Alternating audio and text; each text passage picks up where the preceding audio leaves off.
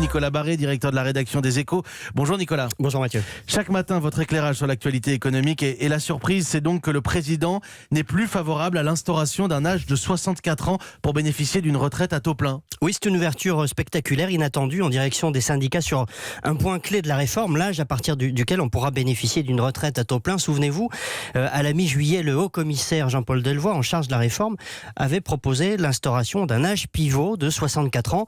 On aurait conservé l'âge légal de 62 ans pour partir à la retraite, mais avec une décote de 5% sur le montant des pensions pour ceux partant avant 64 ans et puis une surcote pour ceux partant après. Pour les syndicats, ce système revenait de facto à relever l'âge de la retraite à 64 ans. Et au final, donc, le président ouvre une autre piste, Nicolas. Oui, en fait, il est davantage favorable à une autre idée qui n'avait d'ailleurs pas été écartée par Jean-Paul Delevoye, celle de se mettre d'accord entre syndicats et patronat, plutôt que sur un âge pivot, eh bien sur une durée de cotisation plus longue. Argument avancé par Emmanuel Macron, ceux qui ont commencé à travailler plus tard du fait de leurs études partiront plus tard et les autres plus tôt. Ce faisant, le chef de l'État ouvre le jeu pour les négociations qui commencent début septembre avec les partenaires sociaux.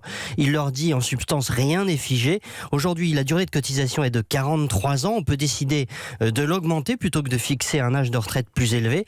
Aux partenaires sociaux de choisir. C'est un geste politique majeur, avec toutefois une contrainte rappelée par le président de la République. Le système devrait être à l'équilibre en 2025. L'éclairage de Nicolas Barré, directeur de la rédaction des Échos. Merci.